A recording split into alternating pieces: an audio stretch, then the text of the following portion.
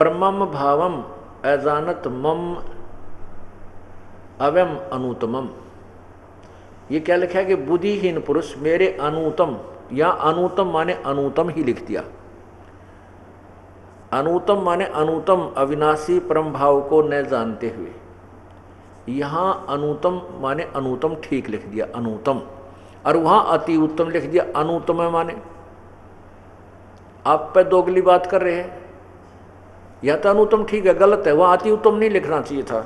न जानते हुए मन इंद्रियों से परे मुझ सच्चिदानंद भग परमात्मा मनुष्य की भांति जन्म कर व्यक्ति भाव को प्राप्त मानते हैं। इसका अर्थ ये है वास्तव में कि ये बुद्धिहीन लोग जो मुझे कृष्ण मान रहे हैं, मैं कृष्ण नहीं हूँ। मैं कृष्ण माँ की तरह माँ से जन्म लेकर कभी पैदा नहीं होता, क्योंकि ये काल है, ये परमात्मा की शब्द शक्ति से उत्पन्न हुआ था और ये गुप्त रहता है। ये किसी के सामने व्यक्ति रूप में एज इट इज नहीं आता, क्योंकि इसने कसम खाई है, प्रतिज्ञा की हुई है। तो यहाँ ये कह रहा है कि ये मूर्ख लोग मुझे कृष्ण मान रहे होंगे, मैं कृष्ण नहीं हूँ। और कृष्ण तो सामने था ही। अगर वो गीता कृष्ण जी बोल रहे होते तो ये नहीं कहते कि मैं कृष्ण नहीं हूँ, वो तो काल बोल रहा था मैं कृष्ण नहीं हूँ। यानी मैं व्यक्ति रूप में जन्म नहीं लेता और वो कृष्ण जी तो जन्म ले रहे।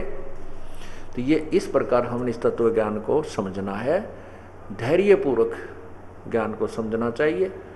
और सदग्रंथ हमारे पास हैं, इसमें कई भावुक होकर के भक्तजन सत्संग सुनना ही बंद कर देते हैं कि नहीं ये तो हमारे देवी देवताओं को बुरा कहता है। मैं न किसी को बुरा कहता हूँ, मैं केवल यही पढ़ के सुनाता हूँ जो अपने सदग्रंथों में लिखा है। अपनी तरफ से तो कुछ मिलावट करता ही नहीं,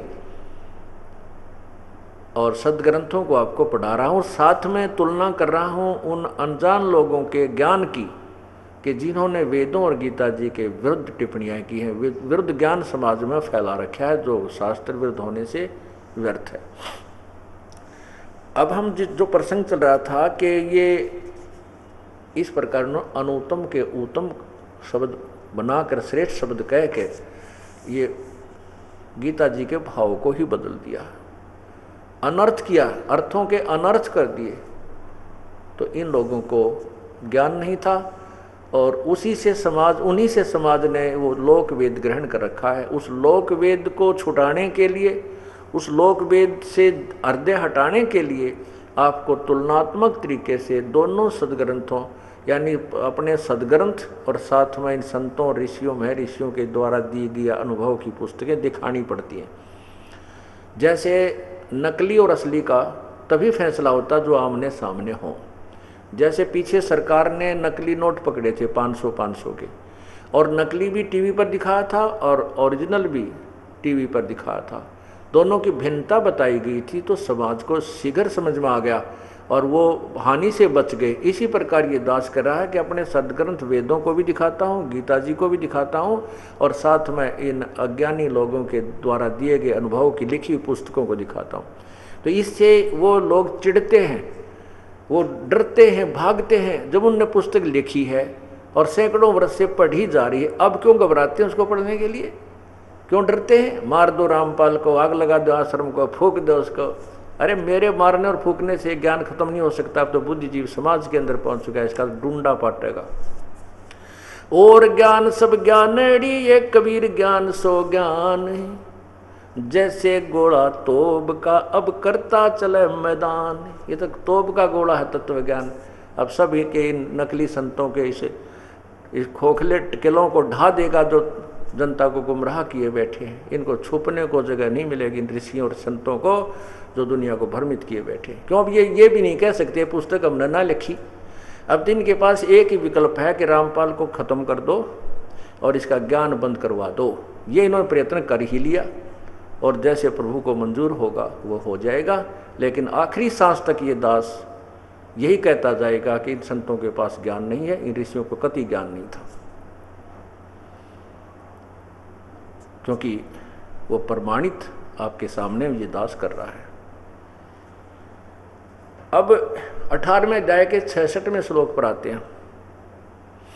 उसमें क्या लिखा गीता ज्ञान दाता ने कि सर्व धर्मान परित्यज माम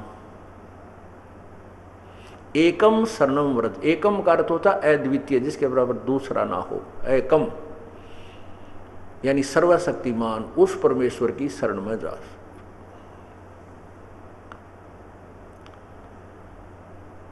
मेरे लेवल की सभी पूजाएं, जैसे हम क्या करना होता हमने उस पूर्ण परमात्मा की भक्ति के लिए 70वें अध्याय के 23वें श्लोक में लिखा कि ओम तत् सत इति निर्देश ब्रह्मणे त्रिविध समर्थः। ये देखिएगा गीता अध्याय नंबर 17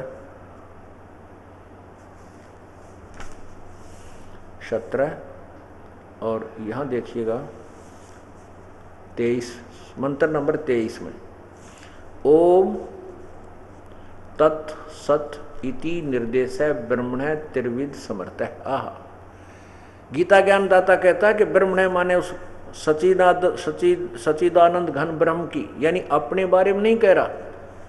ये देखियो वो अनुवाद देखो इनके द्वारा, ओम तत् सत ऐसे ही है 3 प्रकार का सच्चिदानंद घन ब्रह्म का। ये ब्रह्म ने लिखा है, ब्रह्म नहीं है। ब्रह्मणे का अर्थ होता है पूर्ण परमात्मा यानी बड़े भगवान। सच्चिदानंद घन ब्रह्म का नाम कहा है ओम तत्सत। तो ये पूर्ण परमात्मा यानी उस सच्चिदानंद घन सच्चिदानंद घन यानी गीता बोलने वाले से कोई और परमात्मा है, उसके बारे में गीता ज्ञानदाता कह रहा है कि उस सच्चिदानंद घन ब्रह्म के विषय में तो उस सच्चिदानंद घन ब्रह्म का नाम तो ये ओम तत्स है, उसका मंत्र ये है। अब वो सच्चिदानंद घन कौन है अब दिखाता हूं आपको 7वें अध्याय का ही 8वें अध्याय के 8, 9, 10, क्योंकि इस एक पॉइंट को क्लियर करने के लिए 6 प्रमाण आपको देने पड़ेंगे जब ये आप बुद्धि ठिकाना होगी, क्योंकि बहुत युगों से बिगड़ा हुआ ज्ञान है हमारा। 8वें अध्याय के अभी आपने 3रे मंत्र में सुना था, पढ़ा था कि वो तत्व ब्रह्म है, वो सच्चिदानंद घन परमात्मा जो है वो तत्व ब्रह्म उसी को कहते हैं। ब्रह्म ब्रह्म का अर्थ प्रभु होता है। जैसे आप किसी भी विभाग में कार्य करते हैं, जैसे ये दास सिविल इंजीनियर की इसमें नहरी विभाग के अंदर जेई था, तो उसमें अलग अलग अधिकारी होते हैं। तो जैसे डिवीज़न लेवल का एक अधिकारी एक्सियन होता है, तो वहाँ के कर्मचारी अधिकारी क्या कहते हैं कि साहब नहीं आए हैं, वो कहते हैं साहब ने ऐसा बोला है, तो उनके लिए अंडरस्टूड होता है कि कौन साहब है उनका, एक्सियन साहब ने कहा है। वो बार बार नहीं कहते एक्सियन साहब ने, वो कहते हैं साहब ने ऐसा बोला है। तो इसी प्रकार साहब माने मालिक, प्रभु, ब्रह्म। जैसे हम ब्रह्म कहते हैं तो 21 ब्रह्मांड का जो मालिक है ये ब्रह्म है, ये भी ब्रह्म है, ये भी साहब है। तो बार बार नहीं कहते कि ज्योति निरंजन, ये बार बार नहीं कहते सर ब्रह्म ने ऐसा बोला है।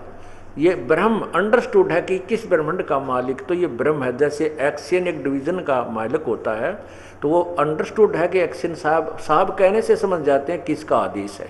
तो यहाँ ब्रह्म शब्द इसलिए परिपक्व हो गया कि 21 ब्रह्मांड में यही साहब है, यही मालिक है। इसलिए ब्रह्म ब्रह्म ब्रह्म का नाम जाप करो, ब्रह्म ये है, ब्रह्म ही पूजा के योग्य है। तो इन लोगों ने इस ब्रह्म को